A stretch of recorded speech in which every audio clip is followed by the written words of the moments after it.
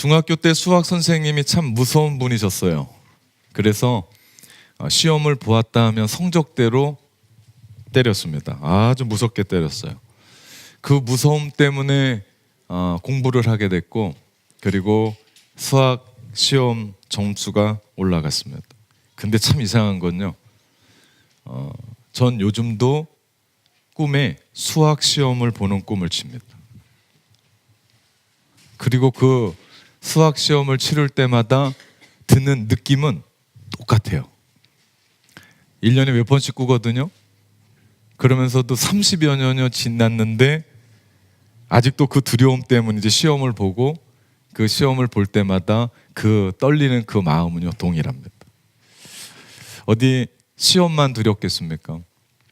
저는 가끔 목회하면서 목회 실패하면 어떡하지? 라고 하는 막연한 두려움이 제 마음 가운데 있습니다. 매주마다 이렇게 설교를 쓰지만 이 설교를 듣고 영혼을 잃어버리면 어떡하지? 라고 하는 두려움이 제 마음 가운데 있습니다.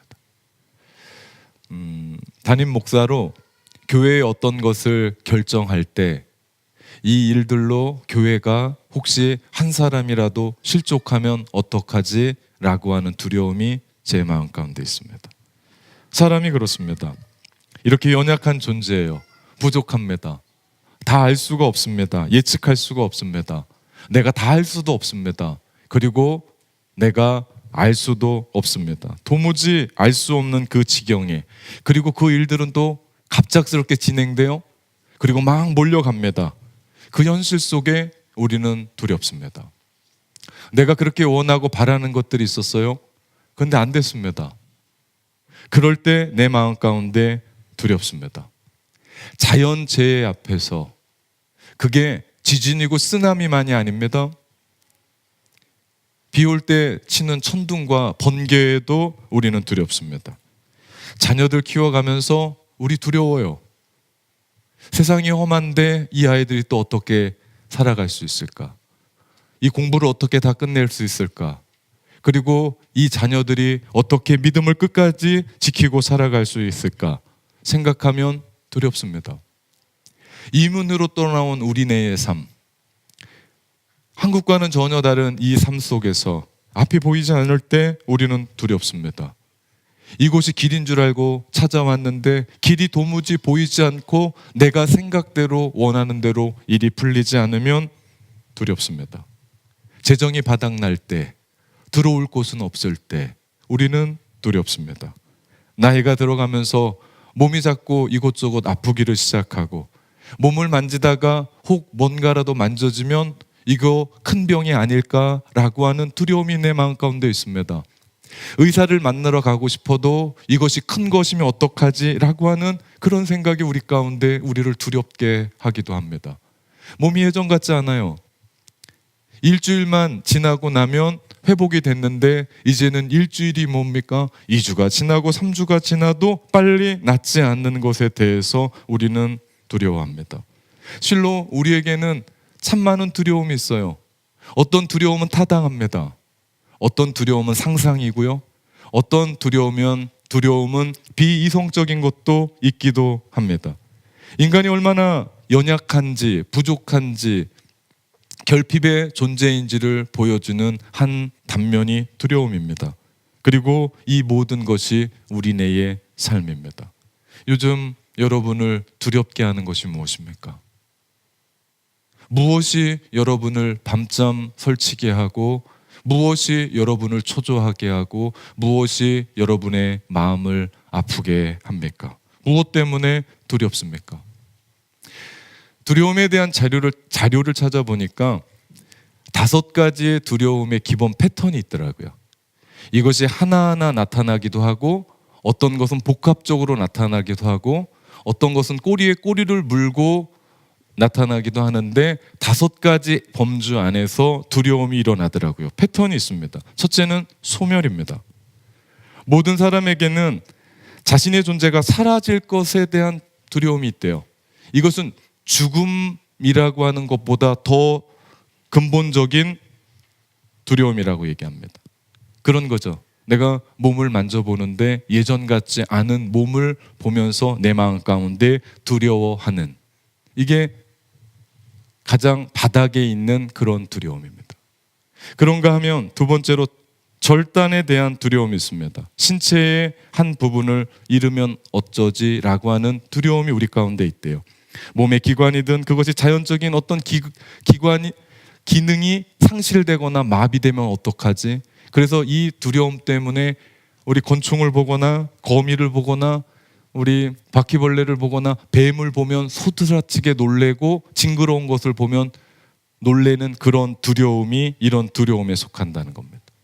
셋째로는요, 자유의 상실에 대한 두려움이 있답니다. 움직이지 못하면 어떻게 되지?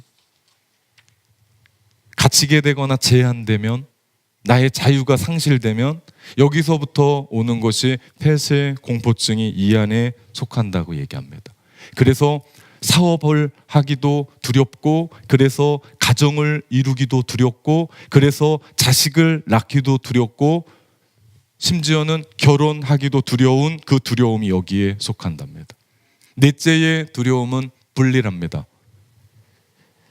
버려지는, 거부되는, 관계를 잃어버릴 것 같은 그런 두려움. 이 두려움에 집착하기 시작하면 사람들은 질투를 하기 시작한답니다. 마지막 두려움은 자아의 두려움이랍니다. 가장 꼭대기에 있는 두려움입니다. 창피함, 수치심, 스스로 부인하게 만들며 자아를 위협하는 것. 더 이상 다른 사람들에게 내가 신임을 받지 못하면 어떡하지? 호감을 받지 못하면 어떡하지? 인기가 떨어지면 어떡하지? 존중을 받지 못하면 어떡하지?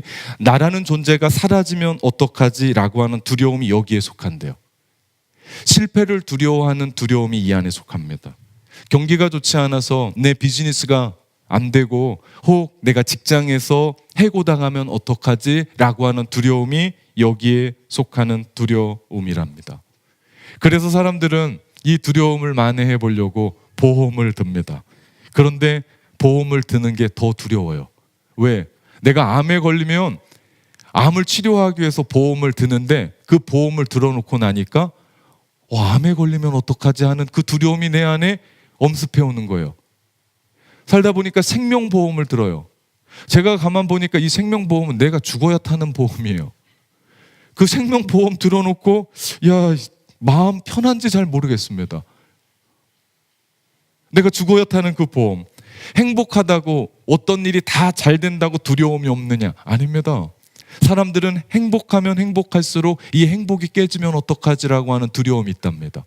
일이 잘 풀리면 잘 풀리는 대로 이러다가 안 되면 어떡하지? 경기가 갑자기 곤두박질 치면 어떡하지? 갑자기 재정이 바닥나면 어떡하지? 내가 그렇게 믿었고 함께 했었던 그 사람들에게 이 관계가 제대로 이루어지지 않으면 어떡하지? 라고 하는 두려움이 우리 가운데 있습니다.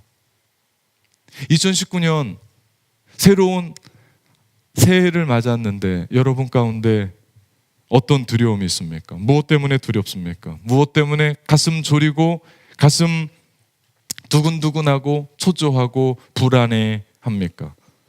어떤 실체들을 여러분은 붙잡고 있습니까? 사람들이 두려움에 사로잡히면 제일 먼저 하는 것이요, 포기한답니다. 가장 쉬운 게 포기랍니다. 그 두려움 때문에 시도조차 하지 않습니다. 모험하지 않습니다. 그리고 그 두려움 때문에 안전한 자리에 머물러서 아예 물러서 있어서 그 자리에 있습니다. 그런데 그 두려움 때문에 내가 시도조차 하지 않잖아요. 내가 도전하지 않잖아요. 내가 포기하잖아요. 그러면 우리 가운데 참 많은 것을 잃어버립니다. 그 대가를 우리는 치릅니다. 마태복음 25장에 예수님이 말씀하셨던 달란트 비유에 나오는 한 달란트 받은 그 사람의 실패가 여기에 있었습니다. 어떤 부자가 세 종에게 달란트를 나눠줬어요. 누구는 5달란트, 누구는 2달란트, 누구는 1달란트. 1달란트도 보통 돈이 아닙니다. 작은 돈이 아닙니다. 그 돈으로 뭐든지 할 수 있는 일입니다. 그때 1달란트 받은 종은 주인이 어떤 분인 줄 알았어요. 주인이 얼마나 신중한 사람인 줄 알았습니다. 그래서 그 돈으로 사업하기를 두려워했어요. 실패하면 어떡하지? 내가 이득을 남기지 못하면 어떡하지?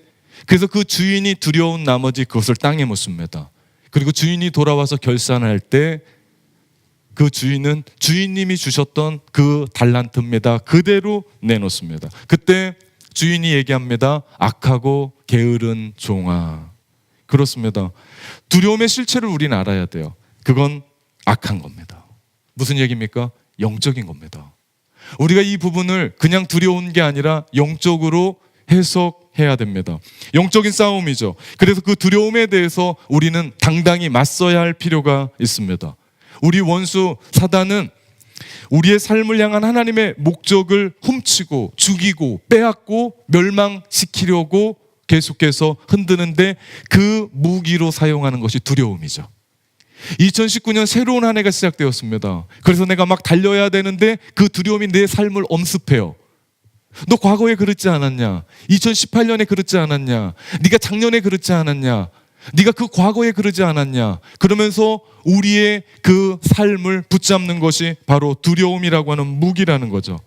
그래서 주님의 일을 하지 못하게 합니다. 그래서 새롭게 변화되는 것을 포기하게 합니다. 그래서 공부하는 것을 방해합니다. 그래서 앞으로 더 나가는 것을 붙잡지 못하게 얘기합니다. 더 중요한 것은 하나님의 위대한 역사를 나를 통해서 사용하고 싶은데 하나님께서 그 일들을 이루어가게 하시는데 두려움 때문에 나는 시도조차 하지 아니하고 그 받은 달란트 때문에 달란트를 내가 묻어두는 그런 일들을 하고 있지는 않은지. 오늘날 그런 사람들이 참 많습니다. 많은 사람들이 새로운 한 해가 됐는데도 옛 과거에 붙들려서 아무것도 하지 못하고 그 자리에 눌러 주저앉아 있는 것을 보면 시도조차 하지 않습니다. 왜? 내가 과거에 실패했거든요. 왜? 내가 과거에 안 됐거든요. 왜? 그때 했어도 안 됐던 것이 내가 뭐 할 수 있겠냐라고 몸을 사립니다. 두려움 때문입니다. 두려움 때문에 할 수가 없죠. 우리가 그 두려움을 이기고 주님이 주시는 변화의 일로 새로운 한 해로 달려나갈 수 있는 영적인 원칙을 성경이 말씀합니다. 이 영적인 원리를 가지고 두려움을 이기며 2019년 이렇게 살았으면 합니다. 첫째, 두려움을 받아들이십시오. 이상한 말 같지만 우리는 그 두려움을, 우리 안에 있는 그 두려움을 인정해야 합니다. 나는 절대로 두렵지 않아. 나는 그 어떤 것도 두렵지 않아. 이렇게 말하는 사람은요, 진짜 두려운 사람입니다. 목사님, 저 안 두렵습니다. 저 괜찮습니다. 그런 사람은 진짜 떨고 있는 사람입니다. 두려움의 발로죠. 사람은 두려워하지 않을 수 없는 연약한 존재입니다. 우린 연약합니다. 우린 한계가 있습니다. 우리는 결핍이 있습니다. 우리는 부족합니다. 그래서 쉽게 염려하고 쉽게 걱정하는 것이 우리입니다. 우리가 실패하는 것 때문에 참 많이 두려워하죠. 그런데 그 실패 역시도 하면 안 돼. 실패 절대 하면 안 돼 라고 이야기하면 그 실패한 사람은 더 큰 문제를 만납니다.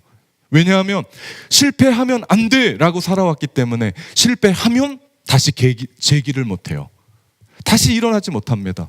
그런데 실패의 원칙, 실패의 원리, 나는 실패할 수 있어, 나는 언제든지 실패할 수 있어 라고 열려 있으면 우리는 그 일을 하다가 실패해도 우리는 다시 도전하고 다시 일어날 수 있죠. 실패의 진실, 나는 실패할 수 있어 라는 것을 인정하는 겁니다. 아니 목사님, 이 험한 세상 살아가면서 성공하라고 이야기해도 성공할까 말까 한데 어떻게 실패를 인정하라고 얘기합니까? 어떻게 실패를 내 안에 얘기하라고 얘기합니까?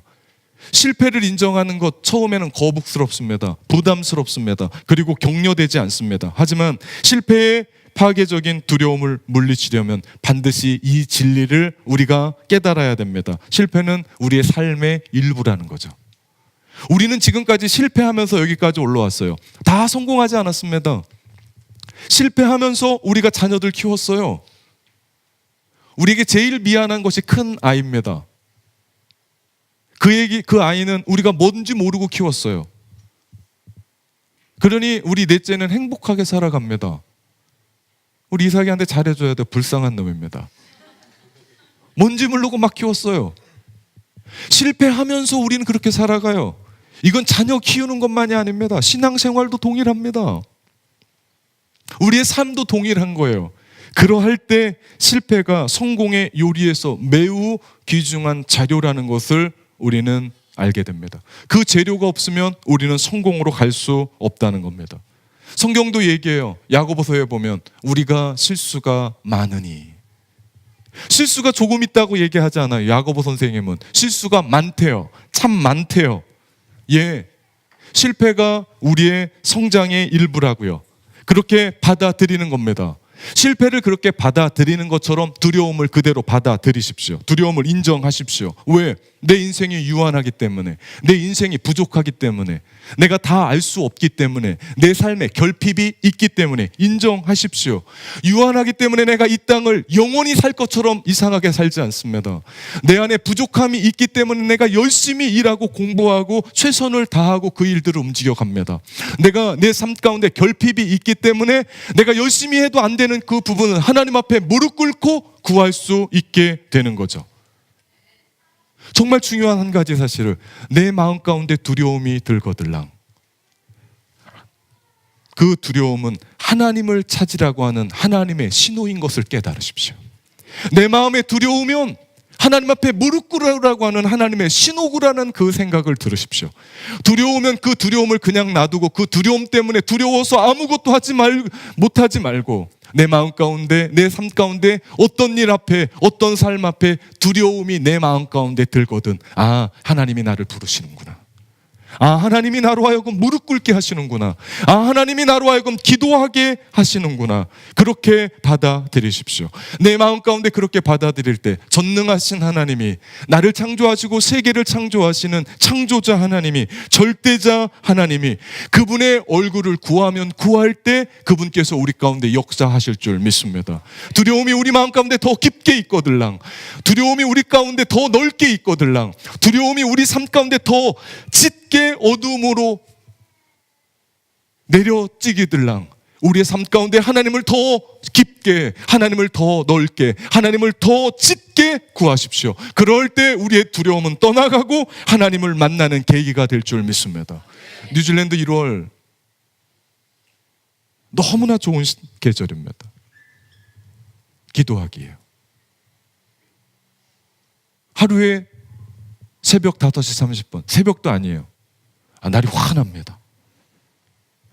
아침입니다, 아침. 그리고 날도 이렇게 안 더워요. 얼마나 선선한지 몰라요. 기도하기 딱 좋은 시간입니다. 그 시간 하나님 앞에 나와서 무릎을 꿇고, 하나님, 내가 두렵습니다. 하나님, 내가 내 앞길을 알 수가 없습니다. 우리 자녀가 어디로 가야 될지 모르겠습니다. 하나님, 내 몸이 아픕니다. 하나님, 내가 어디로 가야 되는지, 어떤 삶을 살아야 되는지 내가 두렵습니다. 하나님 앞에 무릎 꿇으십시오. 그리고 그 시간 집에 가서 자지 말고 짐에 가서 운동하고 직장 가고 가정 돌보러 가고 그 일들을 이루어 가십시오. 내 영적인 건강도, 내 육체적인 건강도 두려움과 상관없이 여러분의 삶이 이루어지게 될 줄 믿습니다. 빌립보서 4장 6절에서 7절, 우리 하나님의 말씀 우리 고백하면서 함께 같이 읽어봅시다. 아무것도 염려하지 말고 다만 모든 일에 기도와 간구로 너희 구할 것을 감사함으로 하나님께 아뢰라. 그리하면 모든 지각에 뛰어난 하나님의 평강이 그리스도 예수 안에서 너희의 마음과 생각을 지키시리라. 아멘. 무엇 때문에 두렵습니까? 무엇 때문에 여러분 두려워하십니까? 무엇 때문에 안절부절하십니까? 무엇 때문에 여러분 마음 가운데 힘들어하십니까? 사람이 두렵습니까? 직장 가는 게 두렵습니까? 나의 미래가 두렵습니까? 자녀 키우는 게 두렵습니까? 죽음이 두렵습니까? 상실이 두렵습니까? 그렇다면 우리가 기도할 때 두려움은 떠나가고, 염려는 떠나가고, 문제는 해결되고, 하나님의 평강이 그리스도 예수 안에서 우리의 마음과 생각을 지켜주실 줄 믿습니다. 두려움을 어떻게 이길 것인가? 둘째, 온전한 사랑에 거하십시오. 오늘 본문 요한 1서 4장 18절 19절 말씀해 보니까 같이 읽어봅시다. 사랑 안에 두려움이 없고 온전한 사랑이 두려움을 내어 쫓나니 두려움에는 형벌이 있음이라.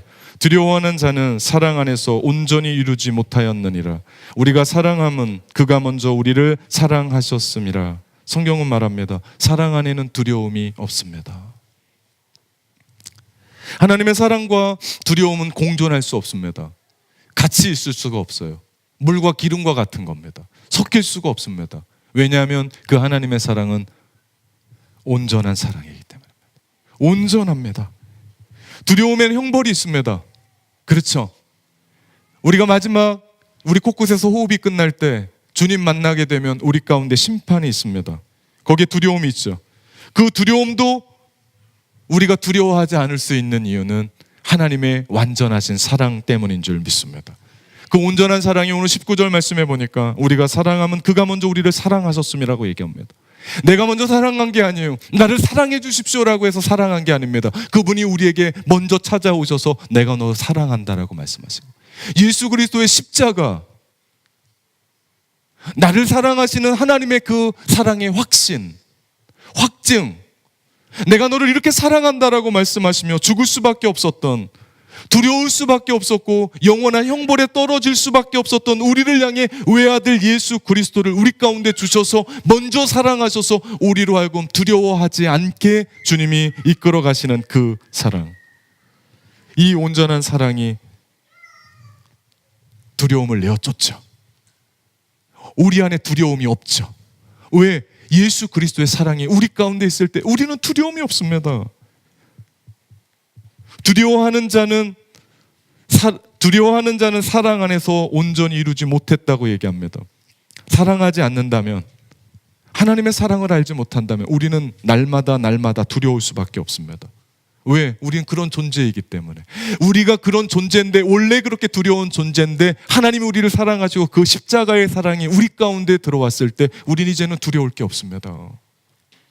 우리 곳곳에서 호흡이 끝나고 그 심판도 두렵지 않습니다. 그 심판도 두렵지 않은데 우리가 무엇이 더 두렵겠습니까? 세상 사는 게 두렵겠습니까? 사람 만나는 게 두렵겠습니까? 일하는 게 두렵겠습니까? 어떤 새로운 일들을 시도하는 게 두렵겠습니까? 하나님이 우리 가운데 맡겨져서 그 일들을 이루어가는 게 두렵겠습니까? 두려움이 없다. 하나님의 그 온전한 사랑이 우리 안에 있는 그 두려움을 내어 쫓는다. 우리 안에 두려움이 없다. 어린아이들이 엄마 품에 앉았을 땐 두려움이 없습니다. 하늘의 평안을 맛보고 살아가죠. 그것처럼 하나님의 사랑을 깨닫고 하나님의 그 사랑 안에 거할 때 우리에게는 두려워하지 않습니다.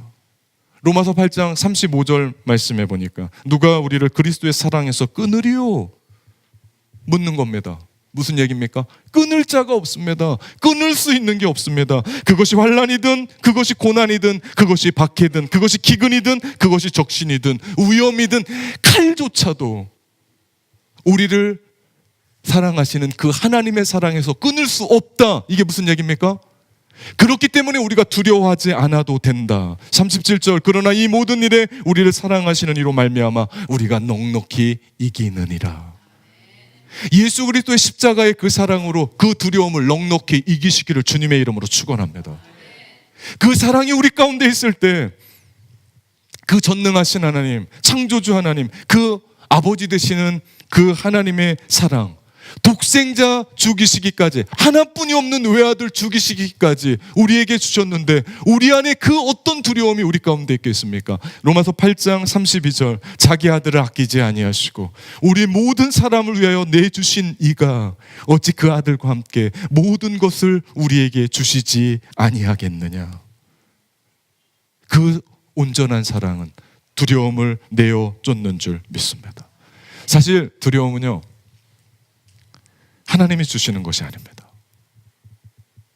디모데후서 1장 7절 말씀해 보니까 하나님이 우리에게 주신 것은 두려워하는 마음이 아니요, 정확하게 얘기합니다. 두려움은 하나님이 우리에게 주신 게 아니에요. 하나님 우리에게 주신 건 뭡니까? 오직 능력과 사랑과 절제하는 마음이라고 얘기합니다. 절대로 하나님은 여러분에게 두렵게 주지 않습니다. 두려움을 주지 않습니다. 하나님 우리와 함께 계시면 하나님은 우리에게 두려운 마음이 아니라 능력과 희망과 놀라운 은혜들로 우리 가운데 부어 주신다는 사실이죠. 그렇기 때문에 우리가 하나님 앞에 두려울 때마다 하나님이 우리를 부르신다는 그 신호로 알고 우리가 무릎을 꿇기 시작할 때마다 하나님의 놀라운 계획이 우리 가운데 일어나게 될 줄 믿습니다. 2019년 여러분을 향한 하나님의 계획을 알고 계십니까? 2019년 여러분을 향한 하나님의 계획은 평안과 미래와 희망을 주시기 위하여 사랑하도록 주셨다라고 말씀합니다. 사랑하는 성도 여러분, 두렵습니까? 두려움 가운데 있습니까? 폭풍우처럼 밀려오는 그 두려움 가운데 하나님의 사랑에 여러분의 마음을 여십시오. 오픈하십시오. 온전한 사랑이 두려움을 내어 쫓는 줄 믿습니다. 사랑하는 성도 여러분, 그 온전한 사랑에 거합시다. 아멘.